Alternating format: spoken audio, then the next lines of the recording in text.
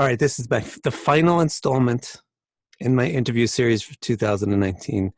And today, my guest is Lada, right? Hi.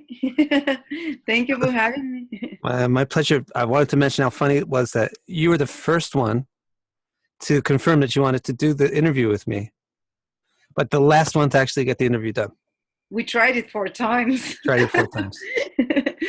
You have 3 kids, I have 2. Yeah, Always something. it takes a lot of work. Okay, so same questions that I've been asking everybody all along. First thing I want to know is what kind of astrology you do. How do you describe it? It's my own astrology. I studied everything because I'm so curious. I want to know all the different types. So basically, I'm a bit a jack of all trades, as they call it. So I got interested in Babylonian, in Vedic, in Western, in modern, in psychological, in Renaissance, in horary, in Persian as well. All kind of astrologies that were their systems. I started studying them, and all those techniques first were very confusing because you start doubting. The more techniques you introduce and the more systems, you start doubting yourself. But then a miracle started happening, like a synergy, that the ones that, because I kept using them over and over, all these techniques, and then the ones that were consistently giving me good results, it was like a purification process. Just really the strong technique stayed with me from some systems, and now when I look at the chart, they just jump at me. Sometimes it will be like a Vedic yoga that jumps out. I use tropical zodiac though. And sometimes it will be like a psychological Western astrology techniques. And I know some people will say, well, you know about everything, so you're not good at anything. You're not really good at anything in specific. But somehow it works because I get it confirmed through a few different angles, through Vedic, through dashes, through transits, through progression sometimes, through solar returns, through perfections, through, also Hellenistic astrology I use. And when I see a few different methods that align to the same answer, and I feel much more positive about it. And interesting thing is that now, at first I used to complicate things a lot, and now I'm using, to be honest, even the simplest methods. And these are the most effective. We keep forgetting sometimes. We go down the rabbit hole and get into those very complicated astrology methods that we start using, and while the answer is super clear, there is no water in that horoscope, for example. No water element, or the answer is like, look at this nakshatra, this is your answer, rather than some complicated combinations between planets and looking at this chart and that chart. So coming back to the simple techniques, and I remember I was reading, you posted this on Facebook, these ancient translations from, I forgot what type of astrology it was called, but they were reading charts, they were translated, and they were reading charts of people, I think it was the rishis that were making charts for, and that were making predictions for a person.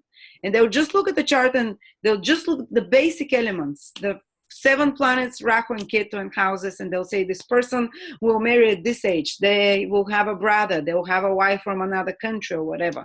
I forgot who was that, those translations. It was your post on Facebook that got me into. Yeah, I think that would be the Saptarishi Nadi. Yeah, that exactly. And I'm like, okay, so astrology shouldn't be so complex that we need to do it always with computers. Like, they would be able to look, obviously they were not just astrologers, they were saints. they had the third vision, the third eye open, but there is this simplicity that you could see there. And I was like, I want astrology to be like that, I don't want it to go so complex that I have to make so many calculations, because this is what overwhelms me. I like simplicity. Nice. So how did you wind up being an astrologer instead of something else? Like, how did it become a career or a profession for you?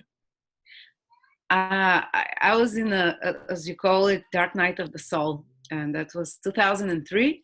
I was very depressed. I was 22, and all my friends were graduating, and I was a waitress, and I was living in another country where I could not afford to study anything.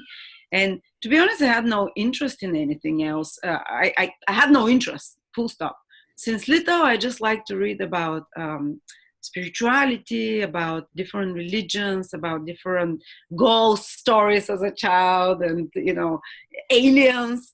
And I had no other interests. And I was very depressed, and I was crying all the time. And what should I do? And I'm very religious, or whatever you want to call it, spiritual. So I started praying, please God, give me a sign. I need to do something meaningful that is truly mine. I need to be passionate about something.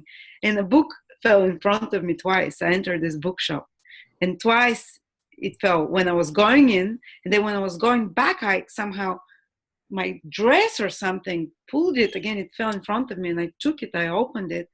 And the first sentence that I read, and it was a book from the master Bin Saduno. He's a spiritual teacher in Bulgaria 100 years ago. And the first line that I read was, whoever is in the dark night of the soul and is wondering what to do with their life, they should study their chart and their astrology. And I was like, at that moment, with absolute clarity that I've never had after that in my life, I knew that I'm going to do astrology, and I didn't even know what astrology was. But at this one moment, this pivotal moment, I'm like, I'm going to do this, whatever it is.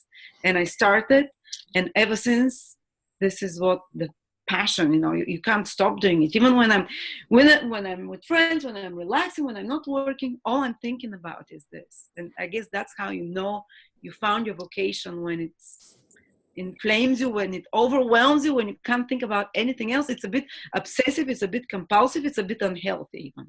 So. How did you get started? Like, how did you go, once you got that book, how did you find out what astrology was? How did you start to learn it? Wow, you have a long hair. I've never seen it so. Oh, amazing. Wow, it's longer than mine. No, about the same. Yeah. Oh. I went back to London, and I Googled. I had to go to one of those, there was no internet at home yet, one of those places, and I Googled what astrology was, and I found the school of astrology, and I immediately enrolled. I had no idea what it is. I just knew that this was my sign, and I had to follow it. And what was that school? Do you remember? Yes, London School of Astrology, and there were teachers there like Frank Clifford, Susan Tompkins, Kim Farnell. They're kind of in the tropical modern astrology. They're big names. They're like the Mountain Astrologer editor. And I studied for 1 year, and I was not good at all. I was very passionate, but it was not coming naturally to me. And after the 7th year of studying, then I started studying with tutors. I found personal tutors that I would, go see them every week, or would talk on Skype. And then I studied with, I've had many tutors. So I would just want to see how each one works. And they're all amazing in different ways. And that's how it was. Yeah. I just was jumping from teacher to teacher and staying with them. And I actually now work with all of them, which is amazing. I studied also with Ernst, and it was always like, I didn't go looking for them. Circumstances made it like that they came across them. I feel this is like predetermined, And how did you start, like, actually not studying anymore, but practicing? Like, how did that transition work? I studied for 7 years before anything. I tried to start that as a business career 3 or 4 times, and it never worked. Obviously, astrologically, it was not the right time. And I was pretty lame at astrology back then. I was just passionate about it. But until I got fired and could not start working because I didn't have the visa documents to start to get employed again. So I either had to go back to Bulgaria, or I could start my own business only. That was what I was allowed by law. And because I got fired from a previous place, and the law had changed in that period, no one would hire me. And I was forced into it. So basically my partner back then, he said, you do it. And he locked me at home, and he said, you go every day and go to spas and go to call people or go give leaflets in Starbucks. And I was crying my eyes out. I have Moon in Leo, giving leaflets, begging to be for breathing. And it was very difficult. That was probably the most difficult thing I ever had to do. Until during that 1 year, I was locked trying to make it happen and nothing was happening. Someone said, do a YouTube video. I'm like, what is YouTube? Who watches YouTube? What is this? What year was that? 2009 or 10. Huh. And I've been using YouTube, but I was like, this is not going to work. I'm a very pessimistic person. I'm a Saturn ruled. So I'm very doubtful. I always find the reasons why it's not going to work. And after fighting with myself for 2 months and crying and resisting, and at the end I said, okay, I'll do one video. I did one video and it got 50,000 views. Wow. I'm like, okay, because there were no astrologers back then there. Oh. It was so lame, honestly. The video was shaking and it was my partner holding it like that. People like that though. People like that reality show stuff. It's like amateur porn or something. And I was like, my voice was trembling and in and out, and I was like a deer in the headlights, so scared. And people responded so great, and I'm like, okay. So I started doing it all the time, and once I saw results, that's it. I went on it, and within 6 months, you had to be persistent. Within 6 months, I started getting orders. Before that, it didn't work. And I got so excited from the response, even though there was a lot of, jokes, people making joking comments, but there were so many people with positive comments, and there were no astrologers back then much. Maybe there were 3 or 4, and I just started doing all those videos, and that's how it all went down. And it's once, it was so hard the first 7 years. I mean, before I started that, it was like I tried for so many times, it just did not work. And then with the coming of social media, once it unlocked, it was like this abundance. It hasn't stopped since then. So yeah, and it happened during during Jupiter-Uranus conjunction. I know you don't use the outer planets, but for those of you who know, this is what triggered it, and it trined my midheaven. So Jupiter trined my midheaven, and that's when it started. That's great. So since you've been doing astrology professionally for people, what do you find that you enjoy the most in the work? Like, what kind of scenario where a person comes to you and says, hi, I need X, and then your face lights up and you think, great, I can really give you X. What is that? I like weird, quirky questions. I like, everyone asks about love and career, but I'd like when someone comes and ask something very specific or unusual. For example, should I write in science fiction, or should I write in politics, or what specific topics? Because I like to look at those things. Or I like someone asking, how can I increase my energy, or something a bit different, or trying to figure out where is something stemming from. I like past lifetimes as well. But to be honest, the most thing that I love is teaching. That's well, if I can have someone that I can teach them all the time, that's what I do. I classes, webinars. I keep on working with clients because that's the only way to keep learning as well. So I do that, but I'm not very good. I get too easily exhausted, so I don't do live readings because I'm empathic, or whatever you want to call it. I feel overexcited, and then I feel as if someone sucked the life out of me. So I do recordings. And I send them to people. I don't know if you can do live ones. For me, I'm excited, but I feel drained after that for hours. I have a live meeting right after your interview. And I think about it for like days in advance, and I'm probably going to stop. It drains me, even when it's an easy one. And you're right, live is really hard. I wonder how the people did it in the old days, where you actually had to be with the person, but when you're actually with the person, you get some of their energy. Yes. When it's just like on the internet, it's really complicated. I know and I feel fearful after that. I worry a lot always. It's like this nervous tension that I feel. I think we're both ruled by Saturn. Maybe it's something to do that. And I'm big. I might sound like very kind of confident, but I'm very isolated person. I like, I haven't gone out in 2 or 3 weeks out of the home, not even to the shop. I'm like that. So, yeah. Yeah, that's your answer was interesting. In some ways, it was like what everybody said. Like almost everybody that interviewed said that teaching is what they really love. Right? Yeah. That includes me. I would believe that too. But almost nobody said they love really detailed questions. Yes, I like those. I have some quiet clients, but sometimes something I can't answer. Some things I can't answer, and I'll tell the person because I really don't know everything. What is ruled by everything, to be honest. And Yeah. sometimes I can't even logically get to reach what is ruled by what. But sometimes, yeah, these are the questions that I find fun. Okay, so I have another question for you. You're kind of like not so social. Let's say you stay inside your house a lot. Yeah, I do. So how do you deal with? That's weird though. You kind of stay within your little house, but you're a YouTube person. Yes, because I speak with probably 30 or 40 people a day over emails, over Skype. So I'm constantly bombarded by socializing. I can't escape it.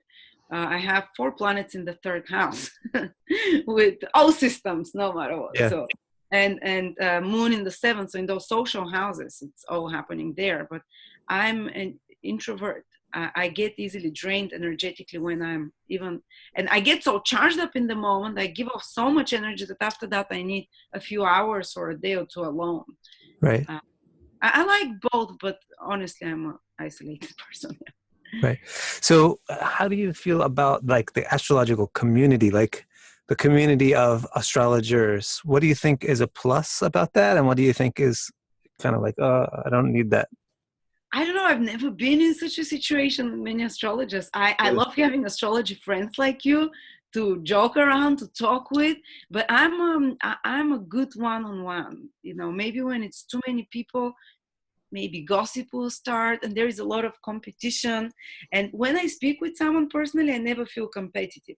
When I just look at them through the internet and stuff, I start getting competitive and I start getting judgmental. It's a very human thing. And you're thinking, oh, I'm better than that. Or you start thinking, oh, they're so much better than me. And it's natural, it's human to compare yourself to others. And I'm sure that's what everyone else is doing. And sometimes I feel overwhelmed to be with many astrologers. But when I see someone one-to-one, I connect on the human level with you, and this competition disappears. And that's how I like connecting to other astrologers. But yeah, I agree totally. I feel the same way. Yeah, but I don't know much about the big astrology community. I've created an astrology community of astrologers that I found that weren't famous, and I started working with them because I found out they were amazing, and we work on the website. So, and I work with psychics and astrologers, and there is a lot of drama. I think everywhere is like that, but we're not immune to it. And no matter how much we try to pretend we're above those things, they're bickering for small things, and I try to stay away. My Saturn side is like, I'm aloof, I'm above those things, but they get to me. And yeah, I don't know, maybe astrology should be only for the saints, but then very few people would be practicing it. So yeah, we have this human side. Yeah. Okay. Earlier you mentioned that you're a religious person, you tend to pray a lot. Yes. So can you tell us about that? Are you a member of a particular religion or a particular point of view? What is it?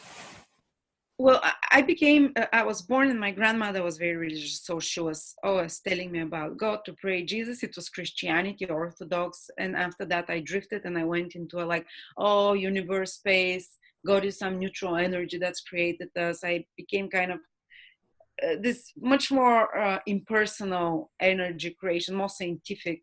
And then I came back to God is personal. I came back to esoteric Christianity, but I embrace all other religions. They're just different ways of reaching the same. I'm just personally esoteric Christianity through the teachings of anthroposophy. I don't know if you've heard Rudolf Steiner. He was a philosopher. He was from the Theosophical Society. He split from there and created anthroposophy, and it's esoteric Christianity. It's not exactly actually Christianity.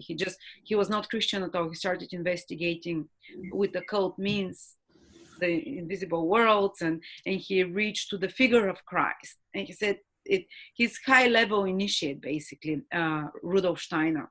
He has very high level clairvoyance, and he started investigating that when his clairvoyance opened.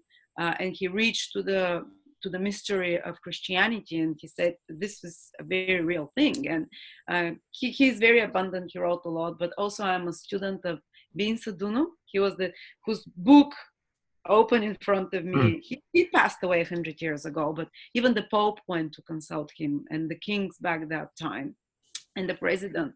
He was a very spiritual figure. He's again like a occult. He was teaching astrology as well, but he was occult Christianity, as you'd call it. But I studied all other religions. I respect all other religions. I respect the occult esoteric side of all other religions. Mm. Like in the Muslim religion is the Sufis. I know that every religion has its outer face and its esoteric side, which is actually the occult, really mystical side. That they're all the same on that level. They're all very basically they teach the same, but it's given only to initiates. And I try to find that knowledge, but that's kind of my Great. But, So, what do you think is the meaning of life? Like, now that question usually sounds very like just philosophy class, college philosophy class, but like meaning of life is real important because like, why would I wake up? What am I supposed to? What makes me want to do anything? What's the point? So, what's the point of life? Important question in all our lives. There is nothing more important for me in this life than that's what astrology was helped me see, that there is order in the universe and that there is meaning. And that's why I'm so drawn to astrology. But I'm so drawn to studying all old scriptures and all philosophical views and spiritual views, and constantly reading books, because this is the ultimate question for everyone. And unless you have it answered in some satisfactory way in your head, I don't think you would ever be happy, or at least I could not. That's what feeds me. That's more important than food for me.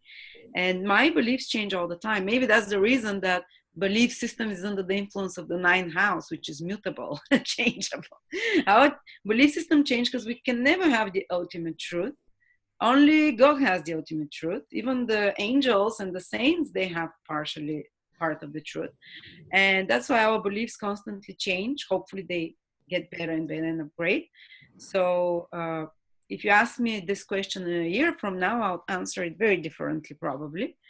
But currently my feeling is that the meaning of life is to basically to evolve. That's a very simple question, but to evolve to such an extent that we're able to unfold our gifts, because everyone brings a gift when they come here. And when we carry a lot of karma and a lot of painful experiences, we can unfold that gift. So the purpose is to come with each incarnation to reveal and to peel off some of that pain, some of those wrong belief systems. I wouldn't call them wrong, but restricting belief systems, that to peel off some of those painful, and to purge some of that painful energy, so you can unfold more and more your light and share it with others. And I also believe, just like the Bible says, to create the kingdom of earth, kingdom of heaven on earth. So with each incarnation, to perfect, to improve the environment, to improve everything around us. So, and I don't think, for me, the person, and eventually we won't need incarnation into the physical body. But currently, I do believe that when we get born here, we have to be involved with the world. We shouldn't run away and try to escape into nirvana, because we have work here and we want to perfect this earth, and the rest of creation. So that's kind of how I see it now. Great. That was a unique answer amongst all the answers that I got from the people. Yeah. So what you're saying is everybody's got a certain gift or a certain thing that they're supposed to do. And you should kind of get in touch with it, figure out what it is and do it. And yes, but some people can't find it till very late because they carry so much pain or so much. There's something, the lower energy. So some lifetimes you just be trying to peel off some of that pain, so you can allow some of the light to realign, and maybe you'll be able to fulfill that mission in the next lifetime or in the one after that. But I kind of feel that our souls, and with my investigation, that they kind of have it doesn't mean in one lifetime you can't be a musician and the other one you can't be a politician, but the underlying talent of every soul is kind of throughout lives is there. You Hmm. know, one can have a healing influence, one can have an influence of maybe these are the four paths like Buddhism talks, I think, to God. One is through the mind, through the heart. So kind of gifts are aligned in some way like that. You know, so one has a gift of harmony. They have in esoteric, in the 7 rays. Each of the 7 rays has a different gift and talent, and each soul comes from one of those rays. And I think you carry that gift through different lifetimes, but depending on how well you've purified or made yourself lighter energy, but, you know, kind of made yourself even with lighter energy, and you can connect to those higher vibrations. This is how much of your light you can reveal in a given lifetime. Hmm. That's how I see. Is everything okay with your kids? Can you answer a few more questions? Oh yeah, of course, yeah. Okay. You hear them? So Yeah, I just heard. Wah! my husband is watching them. So. Okay, great. Okay, so let me know your opinion of how would you tell the difference between something that's good or bad?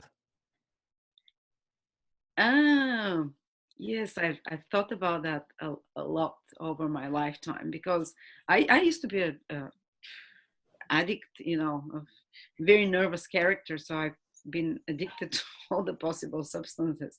And I would say like, okay, how could this be bad when it makes you feel so good? Mm, I was like, God, I'm not hurting anyone, because I always knew good is not to hurt anyone else, not to do things nice. you don't want done to anyone else. But I'm hurting, and with the addiction in particular, I was not hurting. Of course, you hurt your parents and stuff, but I was like, I'm not doing it, you know, in a bad way. I'm trying to relieve the pain I feel inside, because there was a lot of pain in me, even though I had a great childhood, you know, but there was like a lot of self-confidence issues, psychological complexes there. And I was like, I was just needing a release from that, really how I felt so dark inside. And that's why I used substances like alcohol, you know, and such things to escape that. And I was wondering, I knew that it's wrong because it's destroying your body. And I was trying to see, how can you see, is this feels good for me now because it's giving me a release. Is it good or is it bad, you know? Right. And but ultimately, whatever, and that's something that I heard that David, the Liu King, said, and I watched the interview that you did together, and he said this, and it made so much sense to me. And he said, which ultimately is self-sustaining. It doesn't drain you, but whatever, this is good. This is from God or from the light. This is, which doesn't, just like alcohol or drugs or something, you need another hit and another hit and you get hooked on it. But whatever allows you to feel more liberated and stronger and empowered, this is, so basically whatever gives you a sense of strength and empowerment, but that is not dependent on you constantly having to, you know, how do I say, to be dependent on that thing. Uh-huh. And ultimately, you know, the simplest thing is don't hurt others. That's the easiest of what is good. But exactly the same way, it's very relative. For a period, something that is like a drug can be good for you because it helps you overcome, say, someone passed away, and can help you. I know, you know, but some people can't cope with the pain, so a drug can help them maybe for a day or two, but it's not meant for you to get hooked on it, you know. And ultimately, it's anything that empowers you more, that helps you reveal more of your light, and that helps you become stronger and more of who you're meant to be. So that's what I consider good. And it might be something that you consider bad at the moment. It might be, sometimes it might be the passing of a close person. It might be a breakup with someone that you love a lot, and that's actually a good thing for you. So in the higher, from the ultimate point of view, if you're probably God, everything is good. Even the addiction you have, the death of a close person, the war that erupted because it purified karma or because it taught people a lesson, everything is good, but in the moment it hurts a lot. And of course there's pure evil. I absolutely subscribe that there is evil. I don't believe that everything is love, that everything is good. There is dark entities and dark energies that can take over you, but ultimately you kind of allow them in by where you align your thoughts. If you constantly watch porn, for example, you can open yourself to entities that are that attach themselves to you, that can feed your addiction even further and turn it into perversity and something much darker. And it usually, evil, what we call it, starts with innocent thought, with thoughts.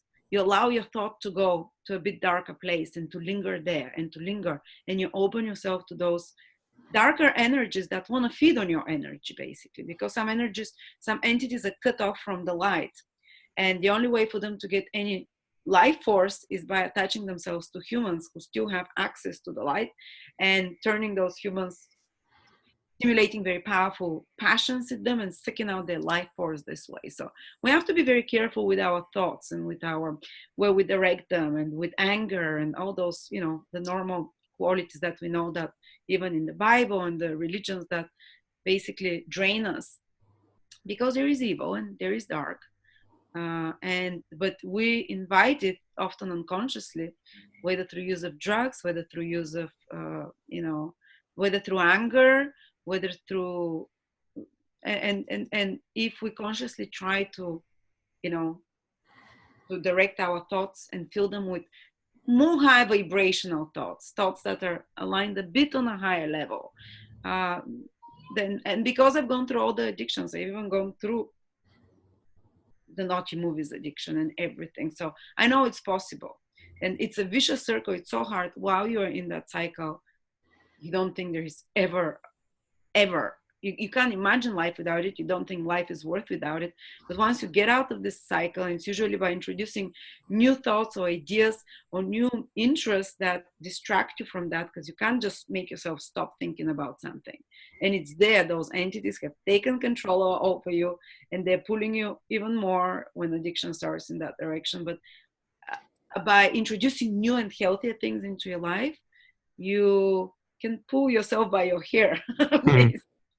That's why my hair is so long, because I keep getting pulled. Yeah,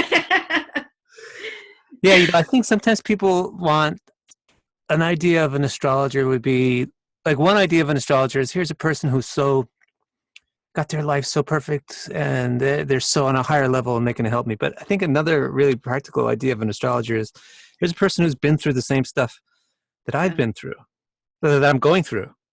Yes. They can help me because they know where the pothole is in the road, where not to step. But you need to go with someone who's been there but have come out. Yeah.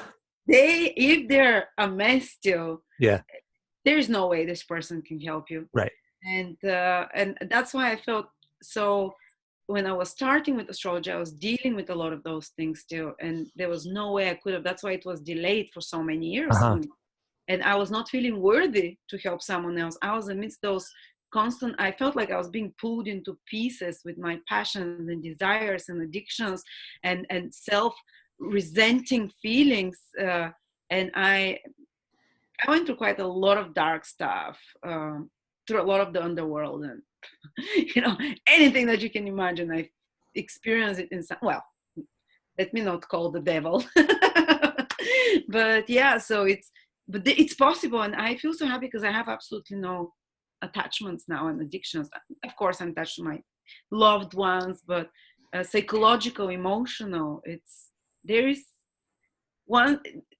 a way out, and that's why I like helping people with such situations as well. Yeah. Okay, I have two more questions for you.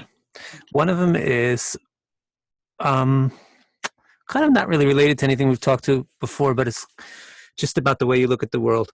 One of the ways of looking at the world is to split it into like the interaction of polarities, like good and evil, light and dark, etc. So here, how about this polarity of masculine and feminine? What do you think is like the essence of masculine and the essence of feminine? And if you want to relate it to something like a planet or something like that. This is something I love as well. And I think that the genders and the roles in the last 100 years are becoming more and more, and maybe that's part of the plan, that we have to get in touch, women with our masculine side and men with our feminine side. But I think that's affecting relationships. And I think that women are forgetting to be women, and and they're emasculating men. And I think women have, I know the feminists might attack me now, and I think some, especially in the Western world, women have become a bit too emasculated. And that's why there's so many problems with relationships. They forget the feminine is the sweet side, is the passive, the receptive. Is the feminine is where something grows from there. It's like the womb that, or the earth that fertilizes. So feminine nature needs to be for your man. If you want your man to grow, you have to be like that warm, moist earth that is comforting, that's warm. But a lot of us women have lost touch with our femininity because we become so masculine. Career, go, go, go, compete, go and get there, get it done. And the feminine is passivity, rest, relaxation. And we're not actually, I think that even women sometimes emasculate their men. And nowadays I know that like a woman can earn more than a man. Even in our family it is like that, but I always try to, as a woman, to remember the feminine qualities that I have. They're passive, they're soft, they're kind. I never try to nag on my husband. I never try to emasculate him in any way. I try to support him. The feminine energy is supportive, is nurturing. And we forget as women to do that. And if you probably even notice a woman that is too much into her career and has to compete in say in some financial institution or whatever, as a CEO with other men, and she might be fantastic, intelligent, beautiful, but she can't have a good relationship because her energy is so masculine. When she attracts a man, it's like plus and plus, they reject each other. So women have to find, no matter, and I want women to be independent, and I want women to have their career. This is very important for their happiness and self-worth, but they shouldn't forget to be loving and kind to men, not to put them down, not to emasculate them. In the same way as well, some men have become too passive currently. They have to remember to empower themselves. Their third chakra, the chakras, the feminine chakras, is the second one. And the heart chakra is also feminine. And this is what women can give. Women gives pleasure, joy, and love. It can more readily generate. While man has the first man's chakra is, and even the sexual organs of men, where the masculine chakras are. There is the penis, so it's protruding. This is where man has more energy, the first chakra. The second chakra is the pot belly. Woman has a belly. That's the feminine energy. The third chakra is I even don't know the Vedic names, but it's the Anjna, the willpower chakra. This is the male chakra. Again, men tend to have here protruding. The fourth chakra is the heart chakra. Women have the breast protruding. The fifth chakra is the male chakra. Again, men have here the Adam's apples. Women don't have it. So naturally, where the male chakras are, the man should give more to the woman from there. While where the female chakras are, a woman should give more from that chakra to the man. So things can go naturally, and they feed each other. Say, for example, for a woman, and the first chakra is security. If a man doesn't give security to a woman, she has to constantly work for and everything to be, she's never sure, she never knows if she can pay the rent or whatever. It drains from her feminine chakra, because the masculine chakras feed from the feminine, just like the feminine feed from, and then it starts draining her feminine chakra. So she has no feminine energy of seduction, of sweetness, of, or another way. If a man, for example, doesn't give, the third chakra here is recognition, doesn't give to a woman the recognition, the social status, for example, to recognize her as his wife, and to give her that status. Again, it's this natural, how do I say, like, it's like an alchemy that both give to each other in separate areas, and they kind of lighten up those higher chakras, then create something beautiful. For example, if you're someone's lover as a woman, you give your sweetness of the second chakra, the sexual, but you don't get the recognition of the man from the third chakra, but you feed the man's third chakra. That's why, for example, very rich guys that have a lot of different lovers and young lovers, they feed their third chakra and they're more and more successful, those men, but then for a woman it has to continue. The man should give the recognition to the woman, and then the woman should give the love feelings from from the heart chakra there to the man. And this is the heart chakra where she connects with love to him, where, you know, where the falling in love happens as well. So it's like a synergy. It's a whole thing that I've been studying and working on. It will take me a long time to explain it probably, It's great. but I think men and women have to basically remember those, that their bodies, one of them is female and another body is male, and so the women have to consciously cultivate a bit more sweetness, passivity, rest. They have to find time to relax more, to do things they really enjoy, like creative things, like creative enjoyments, while men should feed their masculine chakras, which is to create stability, to create something of material value as well, to deal actually with the money. The woman might be making the money, but the man should deal with them. I don't know, this is too heavy topic for a woman to start to calculations, paying the bills and stuff. I know I'm probably sounding very old-fashioned, but I know how I feel as a female when I might be making all the money, but I give all the cards and wallets to my husband, and he is the one in control of that. And so we have to remember those roles. And I know people say you're so middle century, mid-century, but it's Middle Ages, sorry. But there is magic I've noticed when I become more gentle, more sweet. This immediately softens the hard masculine energy of the husband, and also makes the husband, the man in your life, want to manifest his masculine qualities more. Even when I can do something at home, I'll ask my husband to help me, because a man needs to feel useful. A man needs to do something practical and help, you know. And if we do everything for ourselves as women, we take this motivation from the man, and we take this and we emasculate the man, and he stops doing anything. He'll stop even having a drive to succeed sometimes, you know.